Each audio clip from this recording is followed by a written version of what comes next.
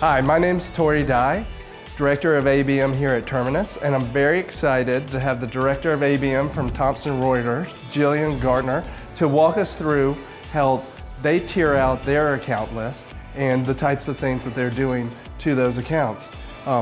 Thank you for coming and being here today.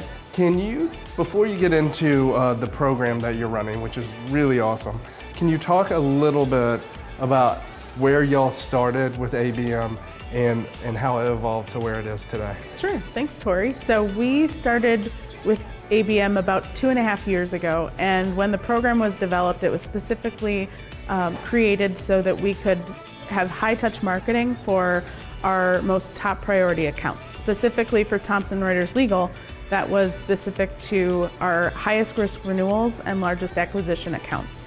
And at the time we had a 2-tiered system, and have since then evolved and grown our program. So we now have a 3-tier program to really help us best prioritize our firms. Awesome. I'd like you to walk us through that, but I just want to note, so really the accounts you're focusing on are more around pipeline velocity of accounts that are already customers and less about kind of top of funnel opportunities. Yes, that's correct. So given the state of Thomson Reuters Legal, we're really focused on growing our market share within our existing accounts, but also adding some additional firms to the mix as well. So a lot of our efforts are around pipeline velocity like you mentioned, and really driving incremental revenue within those target accounts and making sure that they get the most value out of the products that we offer for their business. All right, that's awesome.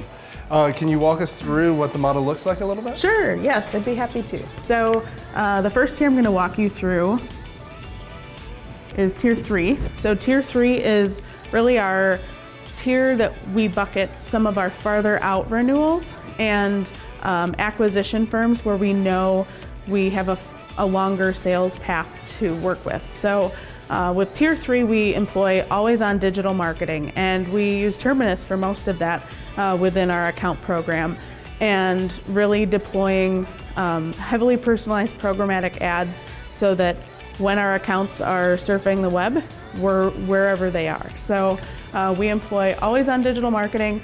We also have 700 plus in-firm or in-market events, and these are events that our field marketing team plans that are strategically planned throughout the country based on various product roadmap sessions and also thought leadership sessions on the legal industry as a whole.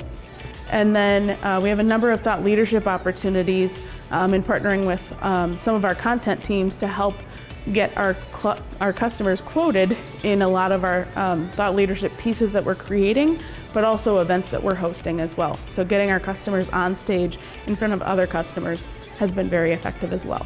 All right, great. And how many accounts are in Tier 3? We have right around 200 accounts in Tier 3. All right, and then what's Tier 2 look like? So Tier 2, these are our firms where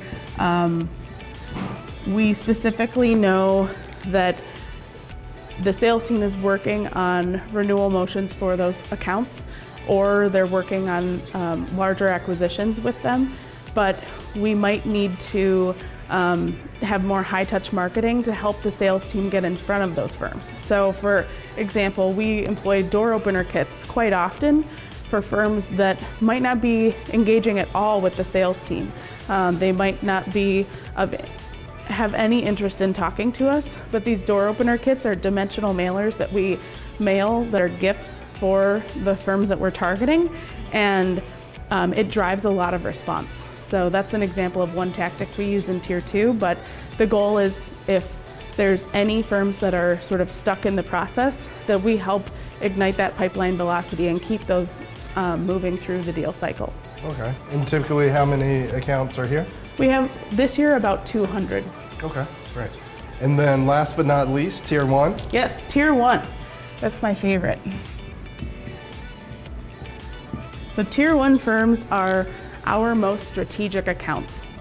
Our team spends a lot of time building custom one-to-one marketing activities specific for our top tier accounts. And there's about 100 firms in our Tier 1 bucket. And we build custom marketing campaigns on a firm by firm or company by company basis.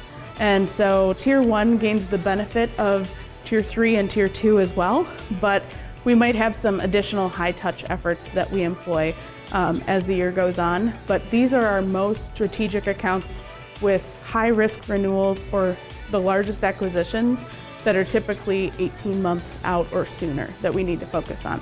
Okay. And when you say by company, you're actually doing ads or landing pages that are specific campaigns that specifically call out that company? Yes. So we often name the companies we're targeting in a lot of our marketing efforts, or we repurpose marketing efforts from various companies to make sure that they're receiving the right message at the right time for the right audience. Awesome, that's interesting. And how many, so you have 100 accounts, how many people does it take on your team to support that level of personalization? Yes, so right now we have 2 fantastic marketing managers leading our tier 1 efforts. And so each of them have about 50 accounts, which is a large undertaking, which doubled from last year. So they're doing great with the program, but our tier 1 and tier 2 really require the most coordination with our sales team, especially in prioritizing the level of firms and making sure that our team is prioritizing when efforts happen, specifically to make sure that they're in line with the sales process as well. Gotcha. Now, how are you measuring success across these tiers? So measuring success across the tiers, right now we measure them equally. So we measure based on win rate, which is specific to looking at all the opportunities we have in the products that we're marketing to these specific accounts. What % of the deals were won and what % of the deals were lost. Last year we were really lucky.